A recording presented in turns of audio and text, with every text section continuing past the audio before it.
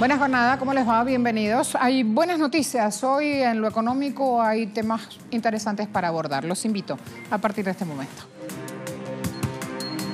El gobierno de Bolivia alcanzó acuerdos estratégicos con India. Recuerden que la semana pasada hicimos cobertura de esta visita oficial que hacían autoridades indias por el país sudamericano. El tren bioceánico es una de las grandes estrellas con las cuales Bolivia justamente buscaba sumar inversiones. Pero no solamente en ese punto se han dado los acuerdos. Ya les cuento en qué otros aspectos económicos también se abre este camino bilateral. Y además tenemos a esta hora lo que se da como una buena noticia. El gobierno de China anuncia la reforma del IVA para beneficiar al sector manufacturero e industrial. Hay información que está apuntando justamente de la reducción de este IVA para abrirle paso a este aspecto que China no deja de considerar que es el crecimiento de su sector manufacturero, mientras va abriendo su economía también al sector de los servicios. Y vamos a hablar de la informalidad laboral en América Latina, a propósito justamente de informaciones que se abren en nuestra región y que dan paso de cómo está al auge, lamentablemente, el crecimiento del desempleo.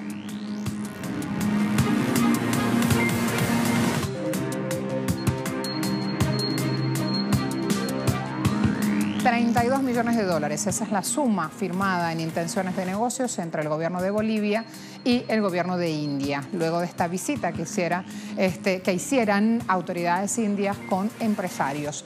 El presidente de la Confederación de Empresarios Privados de Bolivia fue quien explicó que esta rueda de negocios concertó 290 encuentros, participaron 32 empresas indias y 62 bolivianas. El funcionario destacó que sectores como minería, construcción, tecnología, automotriz, farmacéutica, joyería, energía, estuvieron involucrados en estas conversaciones. Como ven, muy variados los puntos abordados. También en este acto fue firmado un memorándum de entendimiento entre la Confederación de Cámaras de ambos países. Y fíjense cómo, pese al asedio económico y el bloqueo ilegal que mantiene Estados Unidos sobre Venezuela, también esa gira ha redundado en beneficios, en decisiones asumidas que incrementan el bienestar del pueblo venezolano. Esta primera visita oficial de India a Bolivia fortalece al pueblo boliviano, al Estado plurinacional, y tenemos mucho respeto, mucha admiración por el desarrollo y sobre todo por el trabajo por su pueblo, compartiendo conjuntamente al multilateralismo, el respeto al derecho internacional. Son coincidencias que tenemos entre India y Bolivia. Bienvenido, hermano presidente. En Bolivia. Y que es nuestra primera visita oficial de la India. Su Excelencia, muchísimas gracias por la hospitalidad que usted ha tenido con nosotros, que ha sido extendida a mi persona y también al resto de mi delegación. Y Su Excelencia, realmente esto es una ocasión histórica para nuestro país. Y muchísimas gracias por esta bienvenida especial. También hay que decir sobre esta situación, viendo declaraciones y repercusiones hoy en la prensa boliviana, también hay que decir sobre esta cuestión cómo esa visita generó lo que es beneficios o firmas de nuevas ampliaciones comerciales también para Venezuela. Ya que estaba por Bolivia, autoridades venezolanas estuvieron reunidas con estas autoridades indias. El presidente Evo Morales inclusive en Twitter saludaba este encuentro y se ha tomado la decisión de aumentar justamente balanza petrolera. También desde Rusia, yo les había contado que la federación de ese país tienen conversaciones a aumentar el suministro de crudo desde Venezuela. El que habló desde Rusia fue Alexander Novak, él es el ministro de Energía. Aseguró que pretende discutir con su homólogo venezolano acciones para subir exportaciones de petróleos provenientes del país suramericano. Tras la prohibición de la Casa Blanca a sus compañías de exportar justamente desde esta nación, aparece parece esta decisión que están aportando desde Rusia. Mientras tanto, en Argentina hay otra decisión. OCDE ha dado una recomendación al gobierno del presidente Mauricio Macri. Le recomendó aplicar más reformas para conseguir una economía que llamó más fuerte e inclusiva. La Organización para la Cooperación y el Desarrollo Económico, OCDE, propuso a la Argentina una batería de reformas estructurales que, a juicio de los organismos, son el único camino que permitirá que el país salga de la recesión económica. Entre las recomendaciones están la reforma del sistema jubilatorio, la apertura importadora y la flexibilización laboral como 3 componentes esenciales. En cuanto a la flexibilización del trabajo, el gobierno de Mauricio Macri fracasó en sus intentos por impulsar una reforma laboral, pero la OCDE sostiene que la flexibilización es fundamental. Añade que las indemnizaciones existentes para despidos individuales, que a menudo terminan en los tribunales, incrementan los costos y las incertidumbres relativas a la concentración formal. Asimismo, la OCDE sugiere al gobierno de Cambiemos privatizar empresas estatales y ajustar el empleo público. En lo que respecta al sistema de pensiones, las propuestas de la OCDE contemplan el incremento de la edad de retiro para las mujeres hasta los 65 años. Además, proponen eliminar los regímenes especiales para generosos que existen para algunas profesiones, incluidos profesores, jueces, militares y legisladores, para alinearlos con el régimen general. Fíjense además en Argentina lo que se da índice oficial mes de marzo. Cayeron las ventas de minoristas. La información la aporta la Cámara Argentina de la Mediana Empresa. En el mes de marzo las ventas cayeron 11.3%, o sea que el consumo sigue descendiendo y fuerte. En locales, hablo de empresas físicas, llegó a caer el 13,2%. En venta de calzados cayeron 14,4%. Materiales de construcción encabezó justamente el desplome. ¿Quién levanta construcción en época de vacas flacas? Es la pregunta. Bueno, allí el índice 18,7%. Le siguieron relojería y joyería con una caída de 17,9%. A la vuelta de la pausa, China ha tomado una decisión. Yo les contaba antes, reducir las tasas de IVA para los fabricantes. Esa baja se va a dar del 16% actual al 13%. Ya vamos a ver cómo sustenta la nación justamente esta decisión.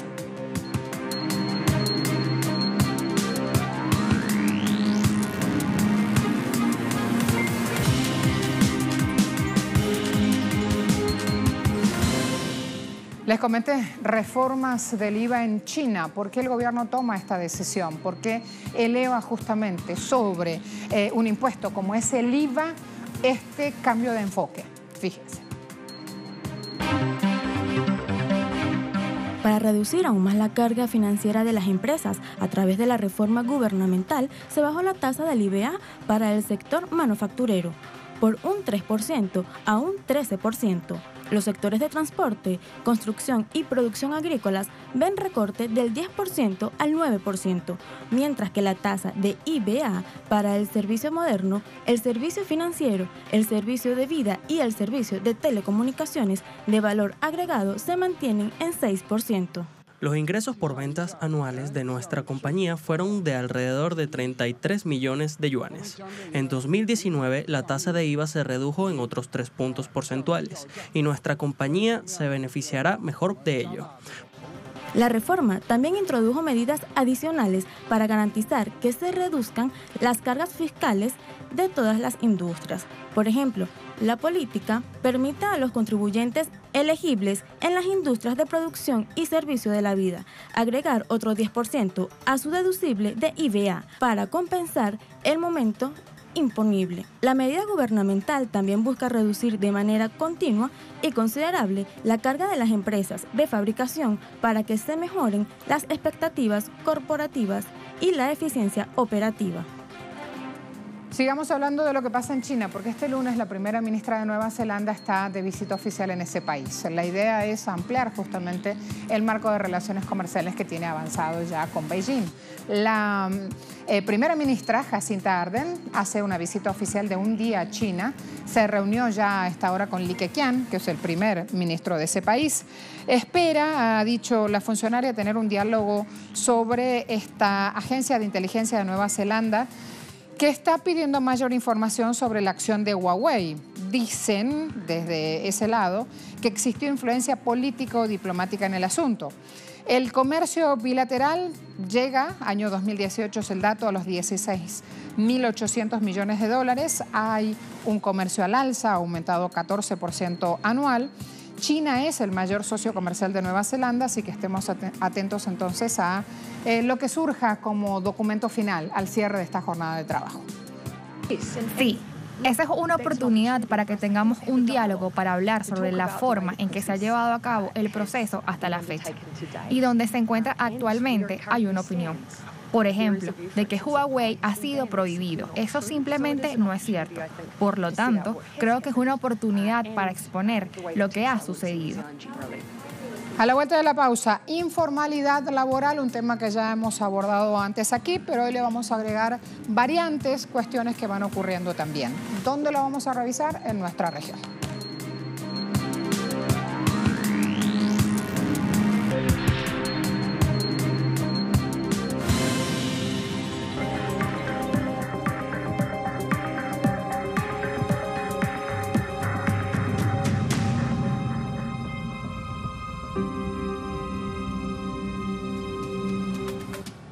Empecemos revisando qué dice la Organización Internacional del Trabajo, OIT, sobre la informalidad laboral en nuestra región. Para la OIT, la principal causa del empleo informal es el incumplimiento de la legislación laboral por parte de las empresas, debido a la falta de familiaridad con las leyes en esta área o la incapacidad para cubrir el costo de la formalidad.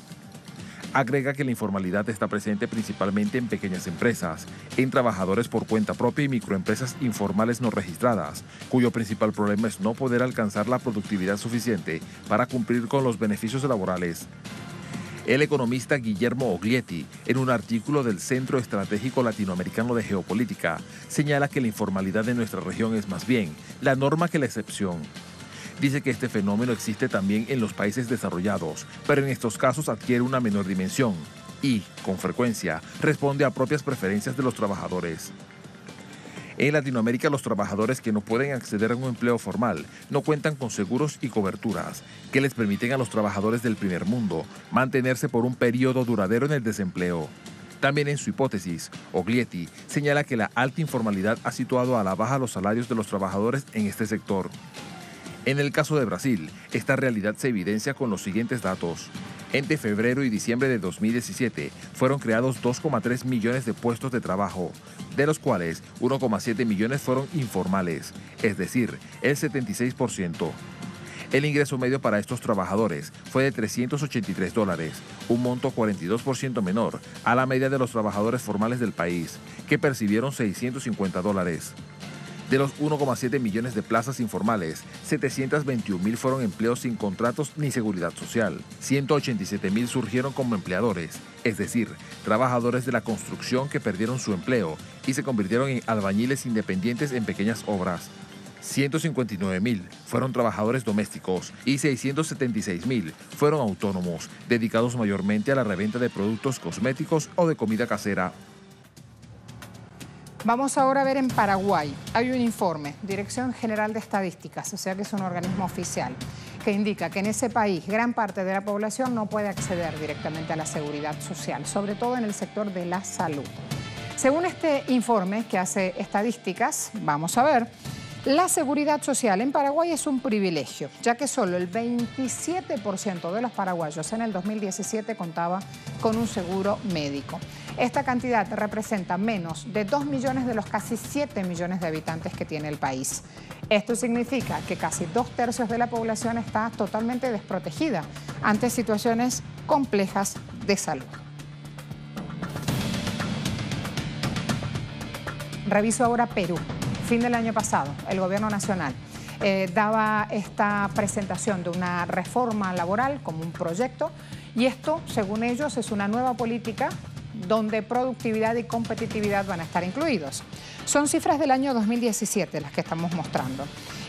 Decían, esas cifras indicaban, el país tiene una informalidad del 72%. Sí, no es un error, 72%. Esta nueva reforma buscaba cambiar esta situación. Pero la cuestión es que esta nueva reforma tiene presiones del sector de los empresarios, por lo cual los analistas ya tienen claro que aunque salga la reforma, no van a tener en cuenta las necesidades del pueblo trabajador de Perú. Déficit en los fondos de reserva de los estados, envejecimiento de la población, por lo tanto, aumento en la cantidad de pensionistas también aparece como alguna excusa allí para presentar justamente sistemas privados vendiéndonos como los mejores sistemas para cuando ya no estemos más en la vida activa, cuando estemos jubilados o pensionados. La cuestión aquí es que si nos venden eso, pasa lo que pasa en Chile, donde los pobladores una y otra vez salen a marchar en las calles exigiendo que sea derogada esa privatización que existe de las pensiones. Por lo tanto, decimos es un ensayo mal logrado, que se demuestra con ineficiencia y se demuestra justamente que hay personas que lucran aún en esa edad de la vida con los ahorros de los trabajadores. Así entonces cerramos nuestro expediente en este día.